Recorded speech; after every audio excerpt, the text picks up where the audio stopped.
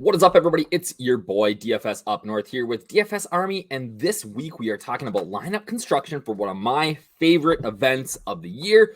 We got the Ryder Cup, baby. We're in Rome. It's kicking off late Wednesday night, Thursday. I'm excited for it. I hope you are too. We're going to break it all down, everything you need to know about how to deal with the captain, who's going to play 5 and 4 and 3 and 2, maybe 2 matches. We got it all here for you, brought to you by our boys over at DFS Army.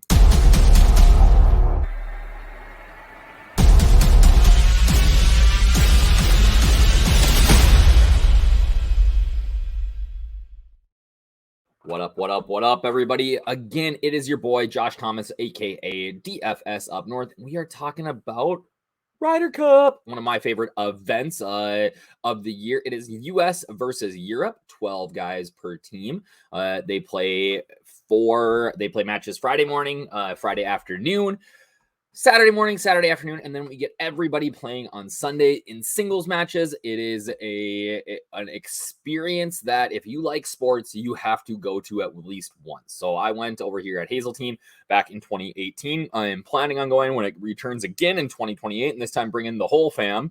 But it is just a wild experience. Now, I will say this. You don't get to see a lot of golf.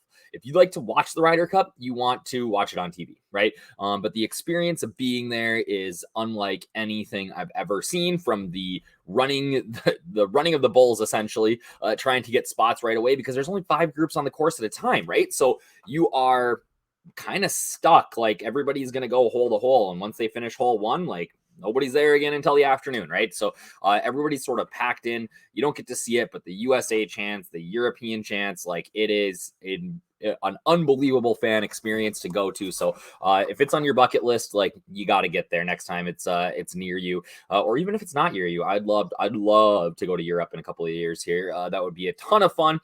Maybe we'll win enough money this week to pay for that trip.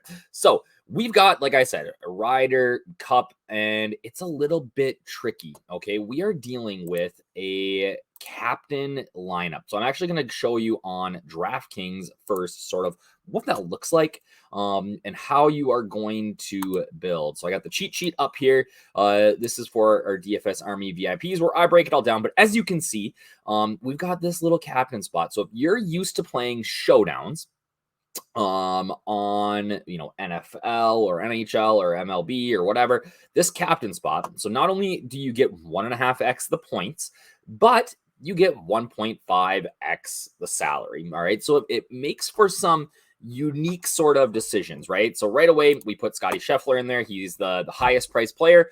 Well, now our average remaining salary is only $7,000. Okay, what we want to do, though, is we want to make sure that the guy that we are getting in this captain spot is somebody who is going to play 5 matches. So somebody that is going to play Friday morning, Friday afternoon, Saturday morning, Saturday afternoon, and then in singles. All right. And not all of these guys are. So somebody like Sepp Straka, okay, 6,300. Well, yeah, you put Sepp Straka in there, you got a lot of salary left. But the problem is that Straka could potentially only play 2 matches. All right. He might play 1 round of 4 balls and that's it. And then singles, right? So these cheaper guys are cheaper for a reason. It's likely that they are not going to play all of those matches. That doesn't necessarily matter for the flex, but it does matter for the captain spot, right? So now that you have an idea of kind of how these lineups are going to be constructed, let's look at the cheat sheet. I'm going to talk about my favorite captain plays, talk a little bit about pairings and how I see things playing out, and then we'll build a lineup quick and get out of here. So captains, right? The guys that I think are going to play 5. Now, I'm going to put a disclaimer out there. I think it's possible that somebody that only plays 4 could potentially be the winning in the winning lineup as the captain, but they'd have to go 4-0. All right. And they might have to have like a beat down in singles, right? Because we get points here for winning holes. You get points for having holes. You lose points for losing holes. And then you get points for like streaks. And then you get points for holes remaining. So what that means is that if you win on the 15th hole, right? So you're 19, you're 4 up, 3 to play. Okay. You're going to get extra points for those holes that you didn't play. So that's where it's possible that if somebody just dummies a guy on Sunday in singles, they could potentially get there with 4. But because of the way that the points work, just the more holes or the more times you're going to get out there on the course, the better off you are. And that's why playing guys who are going to play 5 matches is it's just better, right? Like you have a better chance of hitting the nuts. Now, the tricky part is that this is all conjecture, right? We don't really know. We are not 100% sure. Now, I'm going to tell you who guys that I think are going to play 5, but again, crazy things have happened. So like Scottie Scheffler, right? He's the number 1 player in the world. He's working with a putting coach now who's one of the best. Like, that's the weakest part of his game. The rest of his game is just insane. If he putted anywhere near his average this year, he would have smashed. So it's tricky, right? Like, I'm assuming that Scottie Scheffler is going to play five times. He's going to play Friday morning, Saturday afternoon, Saturday morning, Saturday afternoon in singles. What if Scottie goes out there and he struggles? Okay. I think there's potential that Zach Johnson doesn't throw him out there at some point on Saturday, right? I think they'll let him play twice on Friday. But on Saturday, we've got the potential that maybe Scottie doesn't get out there, right? If he struggles. And especially, I think that's more likely on the American side. The American side, they've typically played things a little bit more fair in the sense that everyone has typically played 3 matches the last couple of times through, meaning that they play once, and they try to get it so that they play once on Friday, once on Saturday, once on Sunday. Now, who knows, right? But the Europeans have shown in the past that they are not afraid to just do guys playing once on Friday or Saturday and then in singles. So a guy getting 2 matches. So because if a guy only plays 2 matches, that means that somebody is more likely to play 5. So I think it's more likely that these Euros play 5. And here's the deal. I am a blue blood American. I was wearing American flag shorts and shirts and whatever at the Ryder Cup in 2018. I will be getting up to cheer on America. But I think it's possible, and I almost want to say it's likely that the Euros take this home. All right, so tournament winner. Okay, we've got right now on DraftKings, they've got -110 for the U.S., +115 to lift the trophy. It's a little bit heavier for the U.S. because the U.S. in a tie would lift the trophy because they won last time. But this spread is really telling you almost all you need to know about what's going to happen here. So the US +2 is what they're saying is most likely, but I do not count out the Americans this week. I am really high on the Americans. We look at some of these other props, right? I do like, give me lead after day 1. I was going to say, I think that the Europeans are going to be for sure leading after day 1. But you can see sort of here, right, that Scottie is going to be the potentially the top point scorer for the U.S., followed by Cantlay and Schauffele. Brooks at +700, right? So this is telling me that the books are saying, hey, Brooks is going to play probably at least 4. So that's interesting. And then Brian Harman at +2,500 means that he is likely to probably play the least amount of points. This is a little bit interesting. Scottie Scheffler is at +450 for top US points. Sam Burns is +1,600. The assumption is that Scottie and Burns both play together in 4 balls. So Burns could potentially have 3 points. And, typically we see a guy top US scorer being around 4. So, I think he should be a little bit higher in the event that the U.S. gets crushed. You can see top USA rookie. Obviously, Max Homa is a pretty heavy favorite here just because he is likely to play a ton. Over on the European side, we can see Rory, but it's pretty tight with Rahm and Hovland here. So what this is again telling me is that these 3 are likely to play 5, followed by guys like Tommy Fleetwood, Terrell Hatton, even a Matt Fitzpatrick at +800, who I don't necessarily love this week, but could get there. You see this day 1 winner. Yeah, that's that. I like that Europe number at +120. I like the US or a tie going into Sunday. Like, ooh, what's that parlay look like? Oh, they won't let me. So you get player points here. Player to win 0 points, right? So this tells you guys who they think are not going to be very involved. So guys like Bobby Mack, Sepp Straka, Nikolai Højgaard, Brian Harman, right? We can learn a lot from this as we are building our lineups. let's get to the captains. But before we do that, I just want to give a quick shout out to some of our big NFL winners from last week. Nolan, 50K. He's stoked to play some of that money on the Ryder Cup this week. So hopefully he's watching here. Shout out to my boy Nolan. And hopefully he can win 100K this week on the Ryder Cup. And then Frank will gore you the Sunday night showdown last week. Just another, you know what I mean? Week 70K. Like, guys smashing. Love to see it. So captains, right? So the guys that I think are going to play 5 times are, in order of confidence, all right, Victor Hovland, okay, and you can see down here that he's going to be a core play for me this week. Hovland, Scheffler, Rory, Rahm, like those are the guarantees, I think. I think that there is, without a doubt, that those 4 guys are going to play 5. So if you're building a captain lineup, you really want to probably be on those 4 guys, okay? After that, it gets a little tricky. People really like Cantlay. Okay, I think that Cantlay is live to play for sure 4. I'm not convinced that he is going to play 5. I think that there's probably a better odds maybe that Brooks Koepka plays 5. And I don't want to hear it from the LIV truthers, but I do really like Koepka this week. I think there's a chance that if Koepka goes 2-0 on Friday, how do you hold him out? Now, the problem is who's Koepka playing with? All right. And we'll get to that in a second. But right now, like, I'd love to see him with Homa, but I think Max Homa is going to play with Colin Morikawa. I think those guys play 4. Again, I said it before. I think a person playing 4 times can get there. All right. But if you wanted to play it more on the safe side, I would just keep my captain ownership to Scotty Scheffler, John Rahm, Victor Hovland. I don't love Rory this week. He's actually not even in my captain pool. The problem with Rory here is that he is going to struggle to find a partner. Okay. He's gonna have to play with Lowry, who I don't love. I don't love the course for. He's just been playing pretty mediocre this week, or this year. So you get him out there, he's got to drag Shane Lowry with him. And then who else? Right? Hovland is projecting to play with Aberg. We're seeing Rahm with maybe a Rose or a Terrell Hatton, even a Fleetwood. I think that's very intriguing. So those guys just have better partners to play with. Right? Scotty is likely to partner with guys like Sam Burns, obviously, in foursomes. And then I think we could see Scotty out there with a guy like, let me scroll down here.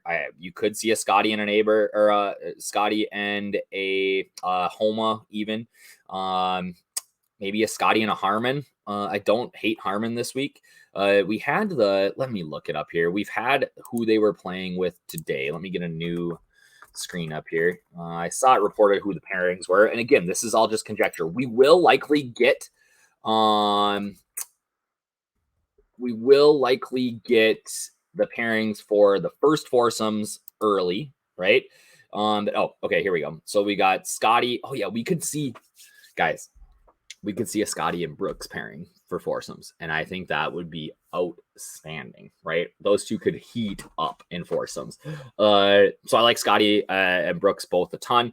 But yeah, this kind of gives you an idea of where we're seeing guys kind of and who they're going to play with, right? So you see Cantlay and Schauffele. Well, yeah, they're one of the best pairings in U.S. history. They're going to play together. Thomas and Spieth, they're going to play together. If Turd Thomas and Justin Spieth play 4 balls together, and force them, so they're playing 4. If they play 4 matches, the U.S. will lose. I am putting this on the record right now. If Zach Johnson puts Jordan Spieth and Justin Thomas out there together in 4 balls, we will lose the Ryder Cup. Like, that is such a mistake. You have so many better options. We'll see Morikawa and Homa likely together. I'm interested to see what the practice round pairings are tomorrow. But Fowler and Harmon sounds pretty standard. I think we'll see Fowler and maybe Homa together too. Morikawa is a great alternate shot player. So I wouldn't be surprised to see Cullen only play foursomes. Scotty Scheffler and Brooks, man. Oh, how sexy would that be? And really, Brooks and Wyndham Clark would be a good matchup too. So I'm really high on Brooks this week. If we look over at the European side, we can see some of their ideas on pairings, and there's that Shane Lowry and Rory McIlroy pairing. We're seeing Victor and probably Aberg together is what it sounds like. Hatton and Ram, who I'm super into. Fitzy and Rose. I can't imagine that they play Bobby Mack and Nikolai Højgaard together. So these two, and Bobby Mack on the range today was like, he couldn't hit the fairway to save his life. I think we see McIntyre go out maybe in 4 balls with a Tommy Fleetwood. Fleetwood's going to get here's what could happen. on the European side.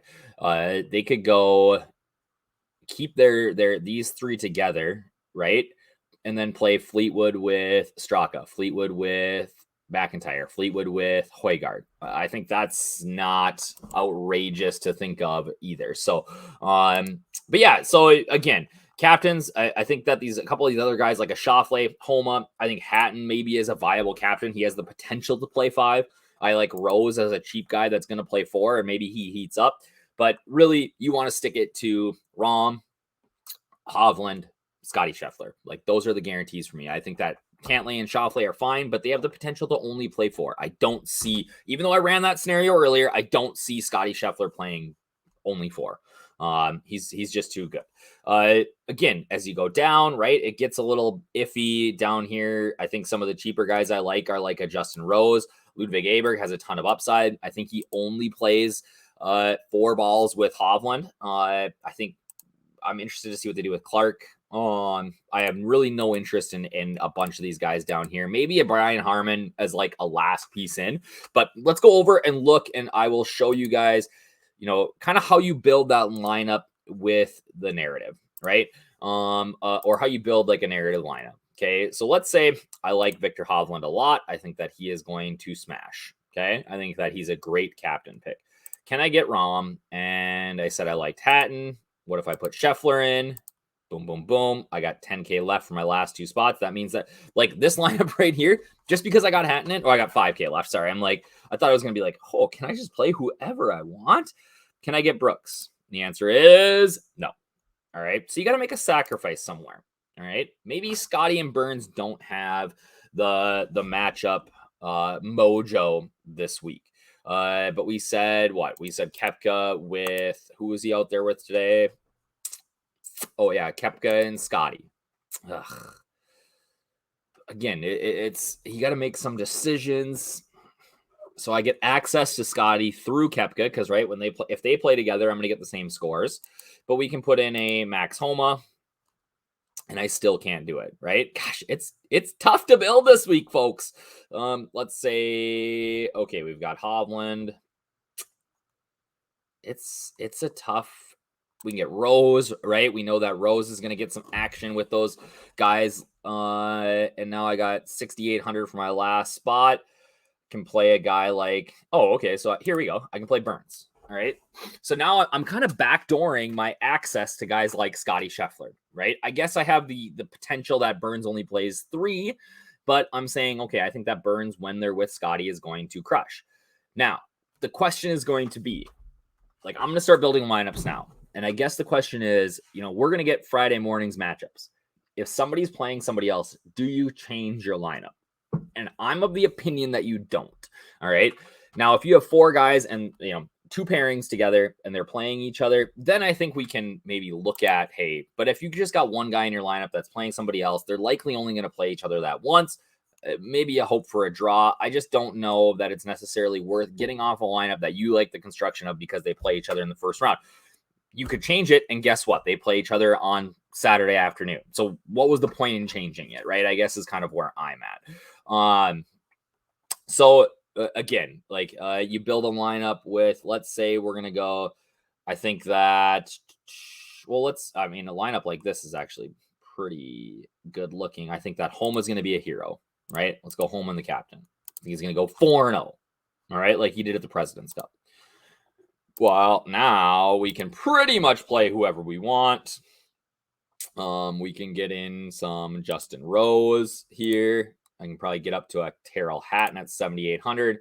And my last guy in could be Sam Burns. Solid lineup, right? Solid lineup. So it is intriguing. Like you are almost better off to play some of these cheaper guys. And that's why I don't have Rory as a captain play. Just because and I'm going to be underweight on him pretty much everywhere. He doesn't play with anybody good. And he's going to struggle, I think, to really hit value here. And maybe I'm wrong. Maybe he smashes, and I'm an idiot, right? And there you go. Now I got access to Rory through Shane Lowry. Nothing wrong with that, right? So again, I've got the cheat sheet here. I will update as we go through. If you are not a DFS Army VIP, what are you doing? Use that code up north so that you can get access to my thoughts in the Discord. I'm hoping they have showdown contests. They haven't put them up yet, but those were fun during the President's Cup, so I do like that. And then yeah, we'll have you covered for coverage through the week. We got NFL again this week, week 4, Thursday night showdown. We got Lions versus Packers in an NFC North battle of my 2 least favorite teams. And then we'll keep crushing it here all weekend, and hopefully somebody can, be like my boy Nolan and take down 50K. So have a great week, guys. I hope this helped you have some ideas on lineup construction. We don't have the domination station set up for this week. It just doesn't work with this format.